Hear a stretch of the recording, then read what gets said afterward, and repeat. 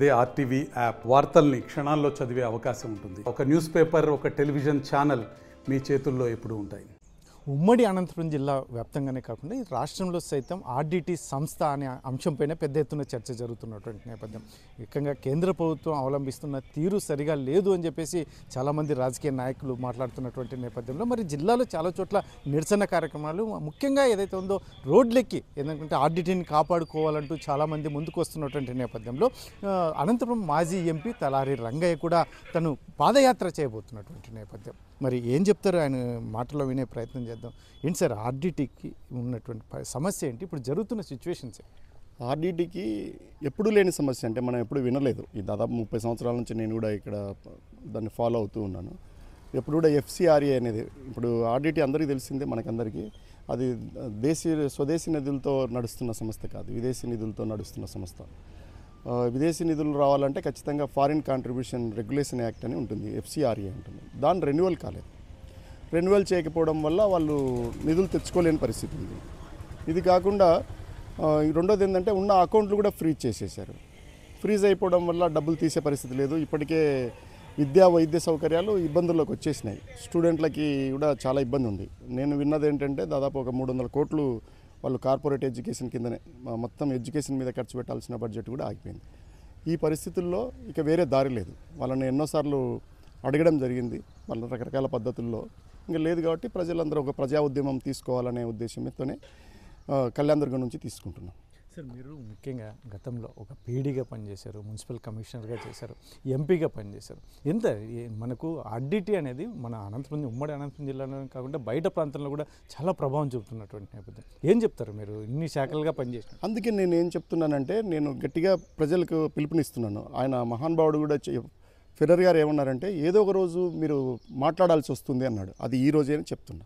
ఆయన ఒక పుస్తకంలో రాసి ఉన్నాడు, పవర్ ఆఫ్ యాక్షన్ అనే పుస్తకంలో ఉన్నాయి. మొదటి రోజు కూడా చెప్పాను నేను, ఏదో ఒక రోజు మాట్లాడాల్సి వస్తుంది, కానీ ఏదో ఒక రోజు భారతదేశం కూడా స్పెయిన్కి కూడా సహాయం చేయాల్సి వస్తుంది. ఇది పేదరికం మీద యుద్ధమే అని చెప్పాడు ఆయన. పేదరికం మీదనే యుద్ధం ప్రకటించిన మహానుభావుడు ఆయన. నేను మాట్లాడుతూ ఏమన్నానంటే, వాళ్ళు ప్లేట్లలో అన్నం అయ్యారని చెప్పాను. ఆర్డిటి సంస్థ ప్లేట్లలో అన్నం అయ్యారు, పొలాల్లో విత్తనాలు అయ్యారు, ఎరువులు అయ్యారు, మీ హాస్పిటల్లో బిల్లులు అయ్యారు. ఇలాంటి సంస్థను పోగొట్టుకుంటే ఎలా? మనం ఇవి ఇప్పుడు పెట్టలేం. వాటిని పెట్టి మనంత తయారు చేసే శక్తి మనకు లేదు. కానీ పోగొట్టుకోకుండా కాపాడుకునే శక్తి ఉంది. ఎప్పుడైతే కేంద్ర రాష్ట్ర ప్రభుత్వాలు మీద మనం ఒత్తిడి తీసుకురాగలిగితే, ఇప్పుడు వ్యవసాయ చట్టాలను వెనక్కి తీసుకున్నారు కదా, ఆ పద్ధతిలోనే అదన్నా చాలా పెద్ద పని. ఇది అంత పెద్ద పని కాదు. ఒక లైసెన్స్ రెన్యువల్ అంతే. మామూలుగా ఒక ఫ్యాక్టరీ లైసెన్స్ రెన్యువల్, లేదా ఒక డ్రైవింగ్ లైసెన్స్ రెన్యువల్ లాంటిది, లేదా మీ క్రాప్ రెన్యువల్ లాంటిది. క్రాప్ లోన్ రెన్యువల్ అయినా మీరు కనీసం వడ్డీన కట్టాలి. ఇది అలాంటిది కాదు కదా. ఒక పేపర్ ఇవ్వడానికి ఒక కేంద్ర ప్రభుత్వానికి సరిగ్గా తెలిసి ఉండకపోవచ్చు ఆ సంస్థ యొక్క ఇంత పెద్ద, మనకున్నంత పరిజ్ఞానం, మనకున్న అనుభవం దాని మీద వాళ్ళకు ఉండకపోవచ్చు. కానీ రాష్ట్ర ప్రభుత్వానికి బాధ్యత కదా. ఇప్పుడు ఇన్ని సీట్లు, ఇన్ని ఓట్లు ఇచ్చిన తర్వాత మీ వల్ల ఈ ప్రాంతానికి నష్టం జరగకూడదు కదా. మీరు అని ఎందుకు అంటున్నానంటే, మీరు ఆ పార్టీలో భాగం కదా, ఆ ప్రభుత్వంలో భాగం కదా మీరు. అంతేకాకుండా బీజేపీ కూడా ఇక్కడ భాగం కదా, ప్రభుత్వంలో, రాష్ట్ర ప్రభుత్వంలో భాగం కదా. భాగం తీసుకొని బాధ్యతలను మర్చిపోతే ఎట్లా? అధికారంలో ఏమో భాగం పంచుకుంటారు, బాధ్యతలు భాగం పంచుకోకపోతే ఎట్లా? ఎంత చిన్న పని అది కూడా మీరు చేయలేనప్పుడు ఎందుకు మీరు?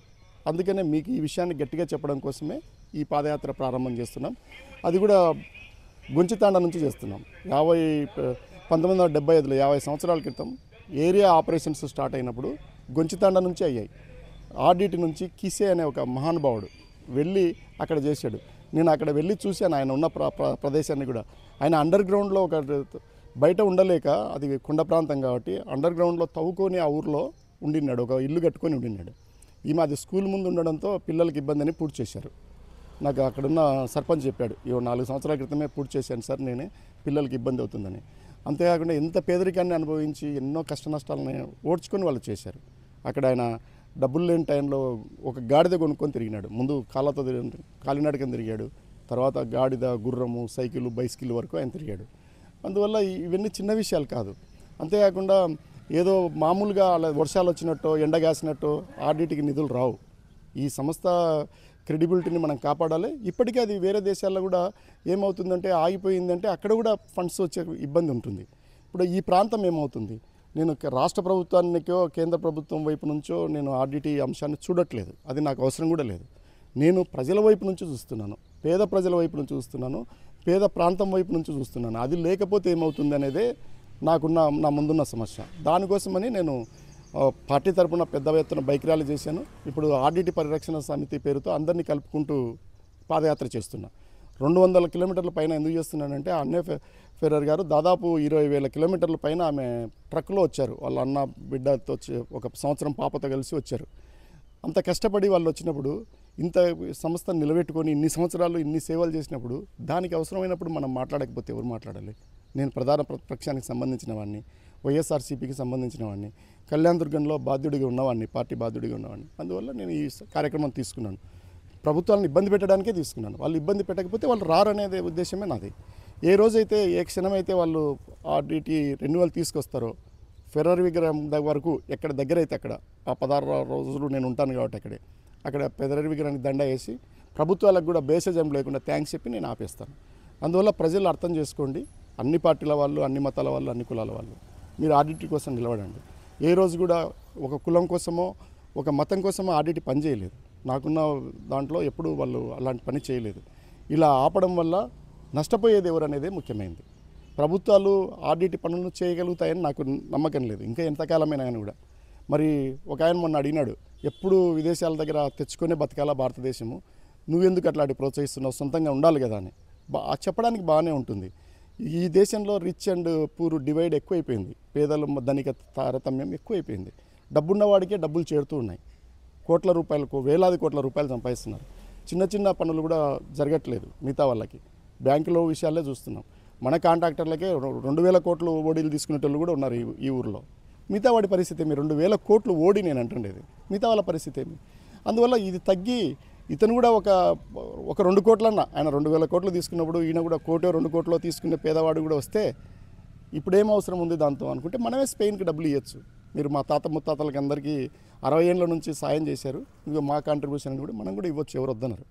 అందువల్ల మనం ఆ పరిస్థితిలో లేము, మనకు ఆ స్థాయి గుణం కానీ స్థాయి కానీ లేదు. అందువల్ల ఒకటి ఇక్కడ జరుగుతున్నది ఎందుకంటే గతంలో ఇక్కడికి సేవ చేయడానికి వచ్చినటువంటి ఆర్డిటి సంస్థ మొదట్లో దాదాపు 21 కేసులు ఫేస్ చేసి ఇక్కడ నిలబడి ఈరోజు ఈ రకంగా సేవలు చేసినటువంటి నేపథ్యంలో మరొకసారి వారిని గ్యాప్ వచ్చినటువంటి నేపథ్యం. ముఖ్యంగా వాళ్ళు ఇక్కడ నిలబడాలి అంటే కేంద్ర ప్రభుత్వం ఖచ్చితంగా దీంట్లో ఇన్వాల్వ్ అవ్వాలి, దీని మీద పాజిటివ్ రియాక్షన్స్ తీసుకోవాలి. సందర్భంలో ఏమైందంటే ఆర్డిటి మీద అనుమానం వచ్చి 1973-74 ఆ సంవత్సరంలో ఆ పర్టికులర్గా ఉన్న జిల్లా యంత్రాంగంతో వాళ్ళకి ఇబ్బందులు వచ్చినాయి. దానివల్ల ఏమైపోయిందంటే వాళ్ళు హైకోర్టుకే 21 సార్లు పోయి దాన్ని నిలబెట్టుకోవాల్సి వచ్చింది. వాళ్ళని దేశం వదిలిపెట్టి పొమ్మన్నారు. ఈ జిల్లాలో ఉన్నప్పుడు కూడా వాళ్ళు పోవాల్సిన పని లేదని హైకోర్టు ఇచ్చింది. ఈ కోర్టులు ఈ దేశంలో న్యాయస్థానాలు అంత గొప్పవి, వాళ్ళు అబ్జర్వ్ చేశారు. అందువల్ల ఏదో ఆర్డిటి సంస్థ ఇలా వస్తానే దానికి అలా సంస్థలు వచ్చేసి అది ఏ కష్టం లేకుండా అదేం బతకలేదు. అది కూడా అన్ని ఆర్గనైజేషన్ల లాగానే చాలా కష్టాలు నష్టాలు ఓడ్చుకొని అది నిలబడి పేదలకు చేసింది. అందువల్ల వాళ్ళ త్యాగాన్ని దాని వెనుక ఉన్న పరమార్థాన్ని మనం అర్థం చేసుకోవాలి. మనము దాన్ని సులువుగా వదులుకోకూడదు, వదులుకుంటే మళ్ళీ అట్లాంటిది రాదు. అందువల్ల ఇదేం పెద్ద కష్టమైంది కూడా కాదు, పేపర్ ఇచ్చేదే కదా, ఒక రెన్యువల్ పేపర్ ఇచ్చేదే కదా. దాన్ని కూడా తీసుకురాలేనప్పుడు కేంద్ర రాష్ట్ర ప్రభుత్వాలు ఎందుకు? త్రిబుల్ ఇంజన్ సర్కార్ ఉంది. ఇప్పుడు ఎవరినైనా ఇప్పుడు మనం చూసాం, లోకేష్ ఎంత టైం మోడీ గారి దగ్గరికి వెళ్ళాడు, ఎప్పుడు అడిగినా జనసేన నాయకుడికి ఎంత టైం ఇస్తుంది, చంద్రబాబు నాయుడికి ఎంత. మీ అధికారాన్ని మీకున్న ఏదిందో మీకున్న పవర్ ఏదవుతుందో అది పేదలకి ఉపయోగపడేటట్లు చేయండి అని నేను చెప్తున్నాను. పేదలకి ప్రాంతానికి ఉపయోగపడేటట్టు చేయమన్నది ఒకటే నా డిమాండు. ఇది నేను ప్రధాన ప్రతిపక్షంగా నేను అడగాల్సిన డిమాండు. ప్రజల పక్షాన ప్రాంతం పక్షాన నేను నిలవాల్సిన సమయం నేను నిలబడుతున్నాను. సాయంత్రం 4 గంటలకి జూన్ 4 సాయంత్రం 4వ తేదీ 4 గంటలకి నేను గొంచితాండ నుంచి ప్రారంభిస్తున్నాను. వేలాదిగా ప్రజలు తరలి వచ్చి ప్రభుత్వాలకి కనువిప్పు కలిగించి ఆర్డిటి సంస్థను బతికించాలని కోరుతున్నాను. ఇది మొత్తం ఏదైతే మాజీ ఎంపీ రంగయ్య గారు చెప్పినట్టు ఒకటే, ఇప్పుడు ఏదైతే ఉందో ఆర్డిటి సంస్థ అనేది అది చాలా ప్రజల్లో ఇంటి వరకు వెళ్ళినటువంటి, ఇండ్లలో కూడా వెళ్ళినటువంటి, ఎందుకంటే అభివృద్ధి విషయం కావచ్చు, ఆరోగ్య విషయం కావచ్చు, ముఖ్యంగా ఎడ్యుకేషన్, ఇటువంటివన్నింటినీ ఆర్డిటి సంస్థ అంత ఆషామాషిగా నిలబడలేదు. ఎందుకంటే మొదట్లో వారు కూడా చాలా కేసులను అనుభవించిన తర్వాతనే ఇక్కడ స్టాండ్ అయ్యి ఇక్కడ ప్రజలకి, ఇక్కడ ప్రాంత ప్రజలకి సేవ చేయాలనే ఉద్దేశంతో ఇక్కడ వచ్చినటువంటి నేపథ్యంలో నేను ఆ సంస్థను కాపాడుకోవాలనే ఉద్దేశంతో కూడా పాదయాత్ర నిర్వహిస్తున్నానని ఒకవైపు చెప్తున్నాను. మరోవైపు కేంద్ర కేంద్ర ప్రభుత్వం దానికి పెద్ద కష్టపడాల్సిన అవసరం లేదు, దానికి ఒక రిలాక్సేషన్ ఒక లెటర్ ఇస్తే సరిపోతుంది. కాబట్టి ఈ ప్రాంత ప్రజలు ఇక్కడ ప్రాంత నాయకులు దీన్ని ముఖ్యంగా ఈ ప్రజల గురించి మనసులో పెట్టుకుని ఖచ్చితంగా దీన్ని నిలబెట్టే విధంగా చర్యలు తీసుకోవాలని చెప్పి నేను పాదయాత్ర చేస్తాను. ఖచ్చితంగా నాకు పాజిటివ్గా రియాక్షన్స్ వస్తాయని చెప్పి కూడా ఆశాభావం వ్యక్తం చేస్తున్నటువంటి నేపథ్యం. కెమెరా పర్సన్ సుధాకర్తో చెల్లకినాయుడు, RTV అనంతపురం. మరిన్ని వీడియోస్ కోసం ఛానల్ ని సబ్స్క్రైబ్ చేయండి. లేటెస్ట్ అప్డేట్స్ కోసం వాట్సాప్ ఛానల్ ని ఫాలో అవ్వండి. ఆ లింక్ డిస్క్రిప్షన్ లో ఉంది.